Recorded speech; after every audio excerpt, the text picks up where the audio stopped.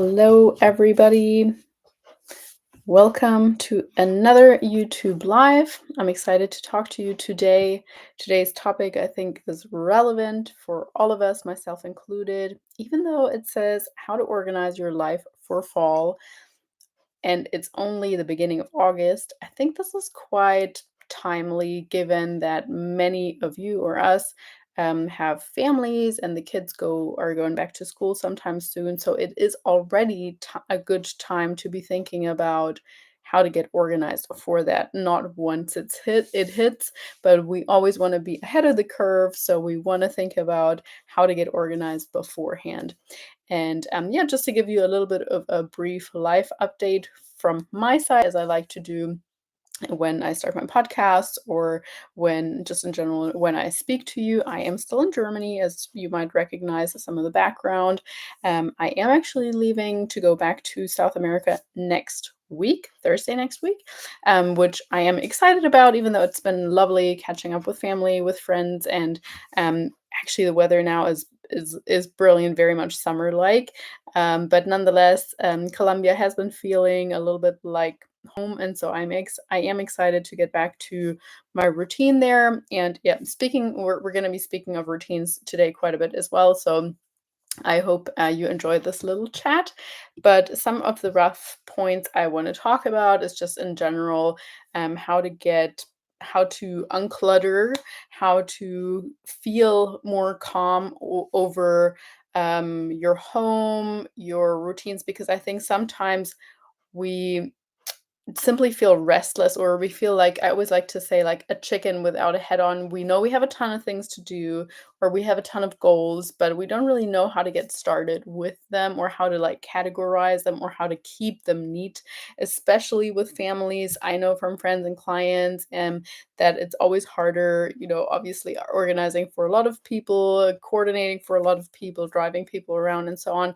So simply getting a little bit of a better overview, but then also keeping it tidier, and methods to get there, essentially. So the first thing I want to start off with is really the recommendation to simplify as best as possible. That means, or that can mean various things. In most cases, it might actually be before the start of the school year, or etc. Like you go back to work after vacation and so on. Decluttering. That would be my recommendation number one. Take the time to like literally declutter your life. Set maybe a goal for every single day for a week or even two to do something. It doesn't have to be an entire weekend of decluttering, but something every day. And that could be starting with your cell phone, decluttering messages, apps. We probably have, like, I bet each one of you listening also has 10 apps that they probably don't even need. Getting rid of messages, getting rid of apps, as I was saying, even just pictures on your phone. Don't wait until it's given you the notification of like, oh, your memory is full. Declutter. Like, you probably have 3 pictures where you're almost smiling in the same way. You don't need those. So that in and of itself will free up some things, your inbox, and then the next day maybe cleaning out one room at a time, or even with your kids, go through their clothes and just get a bag and throw the clothes that they haven't worn in a long time, that are too small for them, etc., in that bag, and give it away to Goodwill or wherever you like. I don't mind, your cousin or so might like it too, but just free up some space. You will be so surprised how much nicer it's going to feel afterwards to breathe, to just walk into your room and just think like, oh, I didn't need that. I didn't need that. That was weighing me down. We sometimes don't know how material things are starting to weigh us down, because they've become such a part of our scene, of our background, and we hardly even notice it anymore. Same, continue on with your closet. Think about all the clothes that you haven't worn in a long time. Are you going to wear it? If you wouldn't wear it in the next 5 days, I would say get rid of it. Like, you don't need this material stuff. Not meaning that you only need to keep clothes for 5 days. I mean, like, if you can't see yourself wearing it in the near future, then get rid of it. That's kind of what I was saying with that. Um, but yeah, continue on with your kitchen. Free up some space there. If it is one of your goals to be cooking more, to be eating more at home and so on, you need space in the kitchen to prepare, to store actual food and not 500 salad bowls that you probably don't where you only use the same one all the time. So decluttering really, really point number 1, but the simplification can continue on. I guess I'm gonna bring up, the next step before I get back to simplifying, because we should probably just generally set our goals for fall, for winter, for the remainder of the year, before or as we do that as well. So if it is one of your goals to live more minimalistic, to save up some money perhaps also, that would all play into this. Like, how can we simplify when it comes to financials? For example, what subscriptions that do you have that you don't really need? What material things could you perhaps sell in order to make a little bit of extra money?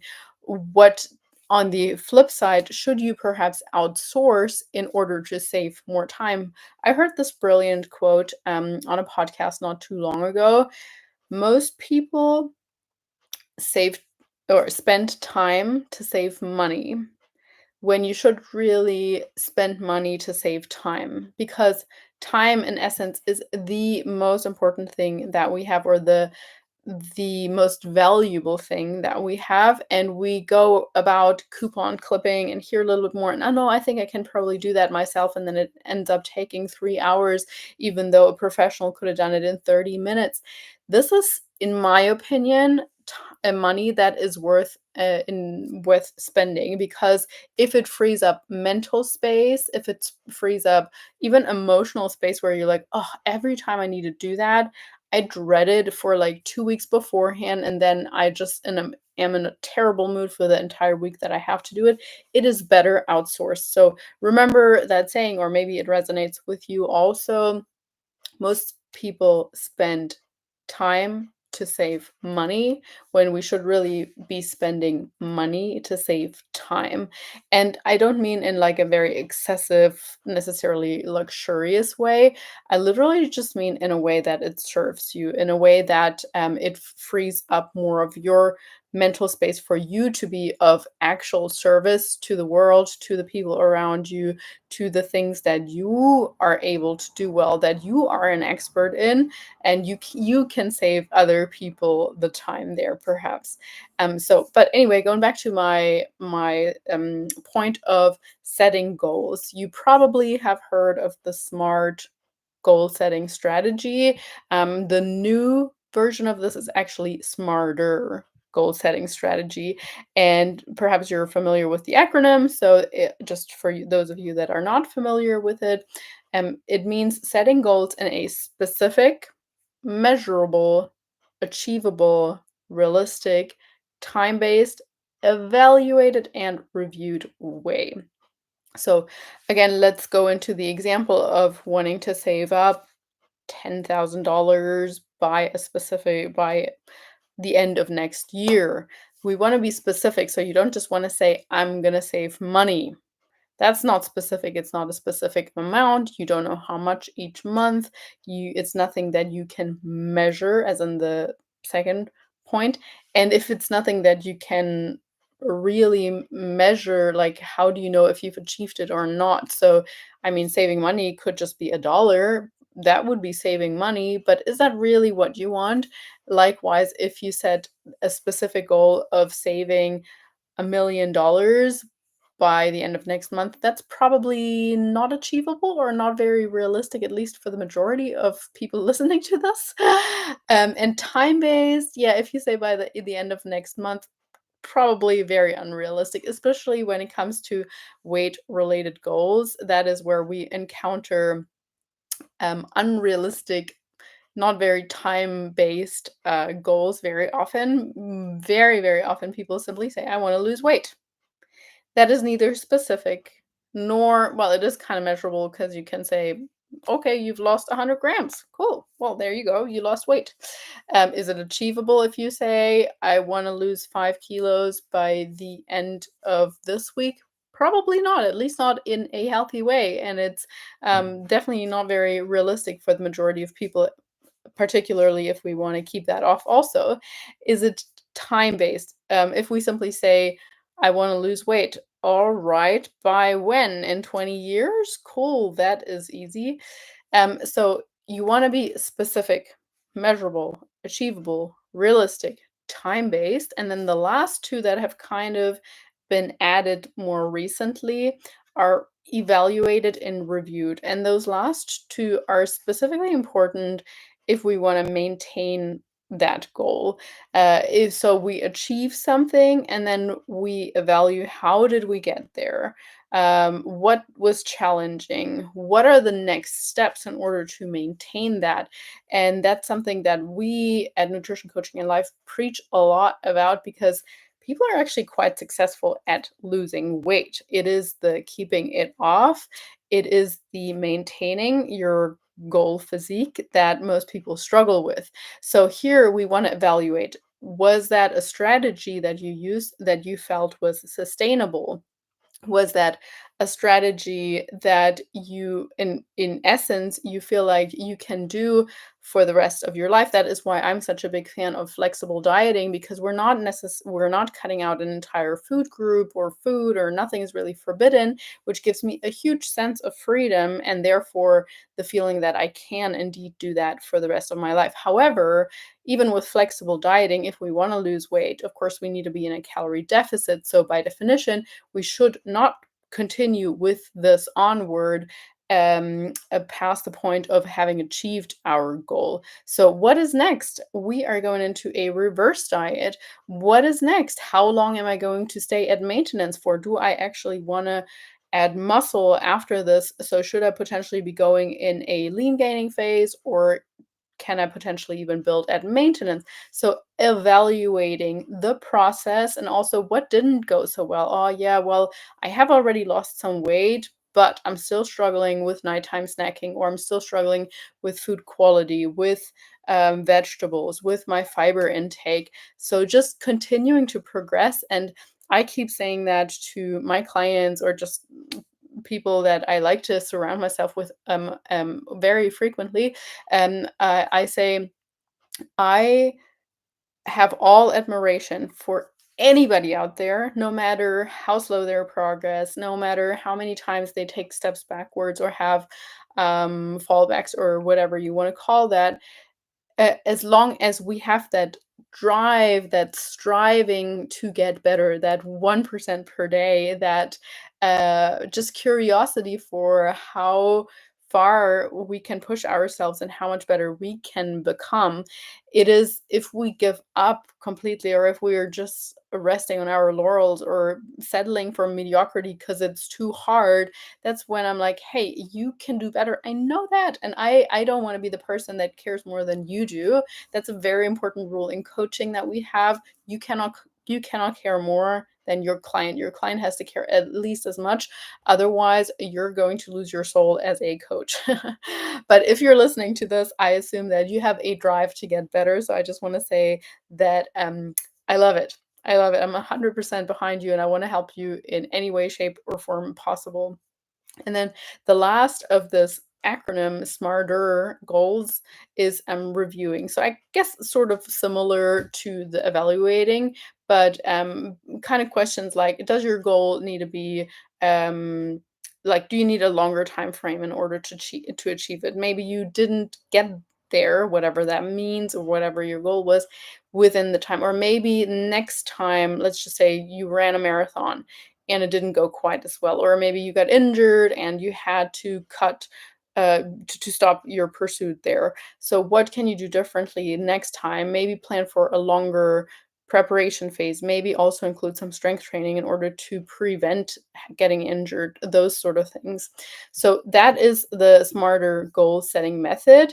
And with that in mind, so going back to my first step of simplifying, we can detect, okay, where do I like really want to get rid of stuff, or where can I outsource more? Of course, if we're having contradictory things where you're like, "Oh, I want to save a ton of money," and then you're starting to outsource in a financial way, a lot of things where you're starting with meal prep services and you're hiring more people to do the cleaning and so on, that might be conflicting. So just think about what it does actually make sense. But in many cases, something that most people don't think of when it comes to goal setting or even just in general organization is less but better. Less but better. That is a phrase that I, in addition to simplifying, want you to keep in mind because I believe the majority of people nowadays are doing too many things. And yes, for some people, it might also mean starting something new, like starting a training regime or starting tracking macros or starting to walk in the morning or starting an earlier bedtime. Yes, yes, yes, yes, yes. Not saying that that's not the case, but overall, I believe we are doing too many things and too many of the wrong things, too many of the things that are not necessary to do at all, or too many things that are actually distracting us from our goal. So if we have the goal of losing weight, but at the same time we're going out for dinner with our friends 3 times per week, or we have the goal of feeling more rested, more energized, and at the same time we watch this show late at night, or we say, we've got this whatever social commitment we believe we have, and that goes until 10 p.m. And then that night we don't go to bed until like 11 or midnight or whatever. So, like, revise your goals and what's really not in integrity with each other in your life that can range all the way from the people in your life, from the things that you believe, but then at the same time, what you listen to or how you portray yourself in life. Again, we want to have integrity, or a word which is often misused these days. We want to be in alignment. We want to be in alignment with who we really are, but at the same time, our goals need to be aligned. And at the same time, to go back to this example, does our house reflect what we're trying to achieve? If you want to live a more minimalistic life, but you have stuff everywhere and it's sort of yeah, but like that in and of itself is cluttering your brain. You cannot think more organized if your house is like constantly in disorder. It needs to be aligned. It needs to make sense in order for you to be able to get somewhere. And yeah, oftentimes I do believe that less is more. There is a book recommendation I would like to give you, which is called The One Thing. I'm a huge fan of this book. I believe it is by Gary Keller, if I'm not mistaken. And of course, he speaks of the one thing, which in this case, he's referring to us focusing on one thing at a time and really excelling at that one thing, as opposed to trying to do a million things and not doing all of these correctly. Naturally, this is not necessarily what I'm talking about here in how to organize your life, because we have so many aspects. We have our relationship aspects, like how can we organize that? How can we organize our finances? How can we organize our job? How can we organize better in our training? How can we organize our nutrition? Blah, blah, blah. That's far from being one thing.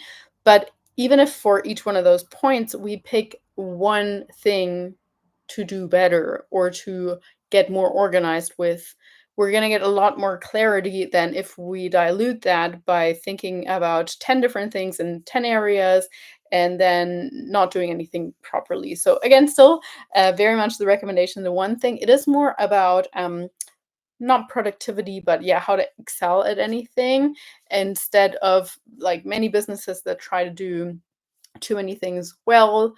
We want to do one thing very, very, very well. Yeah, something to think about in my example.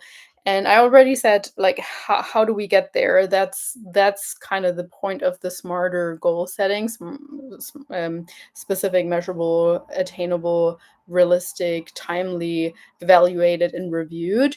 But what does that mean? So, in order to organize our lives for fall or just overall, I already said it's better to start beforehand hand before you feel overwhelmed. And that doesn't just mean starting the organizational process, which most people are probably actually going to enjoy somewhat. It actually feels good to be doing the organizing. Particularly women like myself tend to enjoy that when you're like, "Ah, yes, it is it's orderly, everything is in its place." You kind of feel calm about that. You kind of feel a sense of control about that. Um, but it actually has to have a hand here, has to start before that, with us thinking about, again, like, what do we want to achieve? What are our goals? But more specifically, how will we get there? And I would highly suggest writing that out. Once again, in the smarter model, but it doesn't even have to be that way.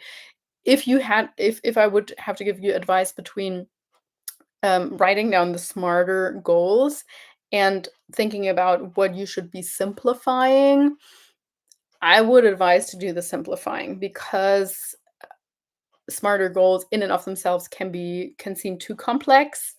And then we might have a date, and we might have, like, what's measurable and specific, blah blah blah blah blah, but it doesn't necessarily have concrete action steps behind it. Whereas if you pick out, what am I going to simplify, that sort of implies, what are you going to do about that. So examples when it comes to simplifications as well, very often in nutrition, unfortunately, when people start with macros, it seems really overwhelming, and it doesn't actually seem simple at all, because the app is overwhelming. You're not familiar with the interface of the app. You're not familiar with, where do I log? Where do I copy from the previous day? Do I use ounces or grams? And that's kind of unfortunate, because that in and of itself often deters people from tracking in the first place and giving that a go. Although after a couple of days, it is actually very simple, and it is actually very easy, and it's not as complex as it seems, and it can be a very simple and easy way to go into a calorie deficit, hence to lose weight.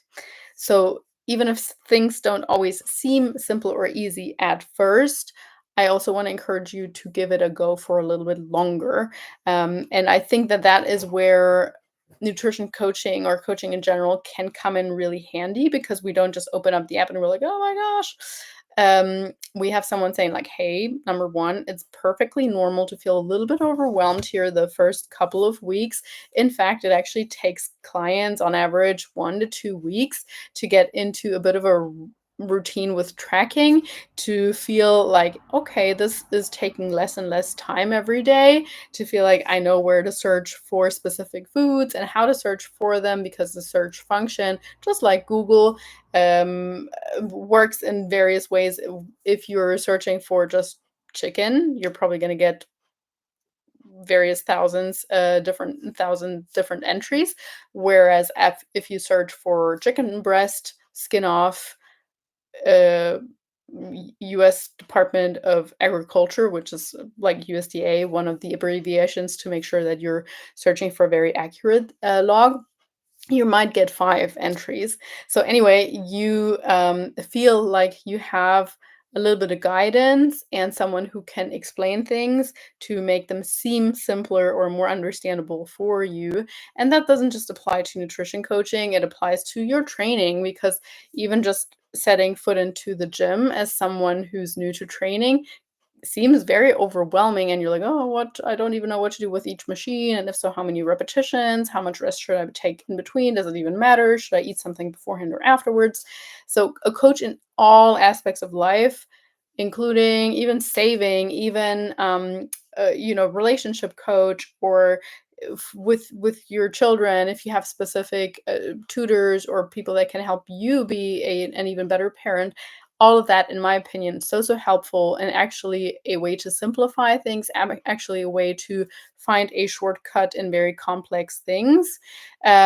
So yeah, I think asking for help, asking for or looking for accountability, and outsourcing things in general is very helpful as we are setting up new routines And I do believe, even though, again, I know it's the beginning of August and therefore it's probably hot for a lot of people still, and it seems like fall seems really far away, and even further away seems the holidays. But this is a great time to maximize, like September through the beginning of December or middle of November is such a good time to be maximizing, to be starting with new routines. And it gives us, 10 weeks or so to practice these routines that we then want to maintain and sustain throughout the holidays, or at least know how we can modify those routines in a way that is maintainable throughout the holidays. Because what I want you to prevent you from, and just anybody listening, anybody from, is that we continue to go into this. Oh, I've got my routines now for 10 weeks, and then I'm going to follow my routine for 6 weeks over mid-November until the beginning of the new year. Then I'm going to start a new routine until the beginning of spring, or school sports get busy again, and then I'm going to fall off of my routine again from the beginning of summer, or summer holidays, middle of May until the middle of August. That's like 5 months out of the year that you're in no routine at all. That doesn't just hinder you from progress. It often means we're actually regressing as the years go on, meaning people add more and more weight, meaning we're not seeing any strength gains. We're getting discouraged in our training. We are poorly slept for 5 months of the year, and only in a good routine for maybe 7, if that, because it always, every time we start up a new routine or our routine again, it's like trying to get going again with a very heavy bicycle, where the first pedals are like, ugh, the hardest. And then once you're in a bit of a flow, then you got to stop again because it's time for the holidays, or then it's time for Christmas or so. So my overall goal with this is always to find routines that work long time. And I think in order to set ourselves up for good routines, heading into them well prepared, with good organization, with good planning, with minimal things, with simplifying things, is really, really the best strategy to go about it. And yeah, I'm going to tease this a little bit. I haven't shared that at all yet, but we're actually going to do somewhat of I'm going to call it a 75-day challenge. I don't like the word of challenges, but I think I just want to help people, give people a kickstart in September, and 75 days, because 90 days would mean we're going into the holiday period, and I don't think many people would engage in that. It's going to be a free challenge where I'm going to call it the 3T challenge. For 75 days, I want to see people track their food intake, train, and by that I literally just mean any kind of movement. So from the point of 8 to 10,000 steps onwards, all the way to actually doing a training session, that would count. And then the last one would be timeout. So actually meaning taking some time out for yourself. So that can be as little as 3 minutes of meditation, and you don't even have to sit there in a meditative state, just literally like closing your eyes and focusing on your breath, perhaps. So just a little teaser here. I'm going to talk more about it closer to September and how you can join that for free, like I was saying. And you might even be able to win something if you complete all 75 days. But yeah, I just really want to kickstart people. And 75 days, that would mean all of September, all of October, and into the beginning of November. So hopefully by the end of the 75 days, those 3 T's, so tracking, training, and timeout, have become a habit that, at least in a small version, you can continue through the holidays, into the new year, throughout the summer, no matter how busy you are, because it is simple, it is specific, or is a smart kind of goal. It is actually probably for a lot of people doing less. So as opposed to thinking about a gazillion things where they should start, it is just those 3 things, and you will get some kind of accountability, and hopefully building consistency with that. So yeah, hopefully you enjoyed my little session today about how to organize life, how to organize life specifically for this phase of the year.